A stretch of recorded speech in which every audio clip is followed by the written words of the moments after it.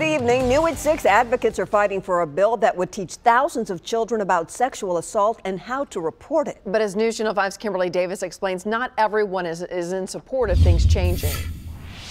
As a survivor of childhood sexual abuse, it's so important to me that we educate our children. It can be an uncomfortable conversation, but it's an important talk that advocates are fighting to have in the classroom. Childhood sexual abuse and how to report it. If I hadn't been educated on sexual abuse at a young age, I don't know that I would have disclosed. When Heather Nichelle was 7 years old, she survived sexual abuse, and now she's fighting to teach other kids as well. And as a state, we have an obligation to take care of our children. And so I think by educating them, we're giving them the tools they need. We're empowering them to speak out when these issues happen. It's an issue that affects thousands of children right here in Tennessee. But for many, sexual assault goes unnoticed, and children don't know who they can tell. That's why advocates are hoping state lawmakers can change that.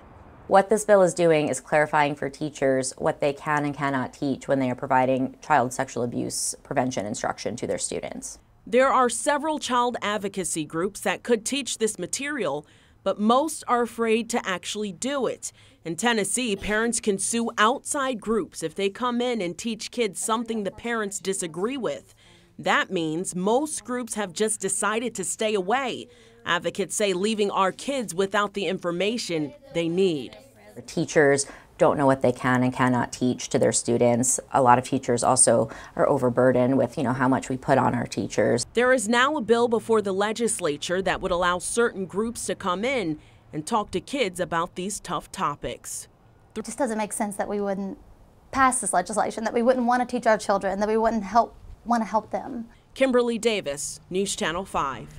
But not everybody supports this bill. The Family Action Council of Tennessee is opposed to this legislation because it could open the door to organizations like Planned Parenthood being allowed in schools.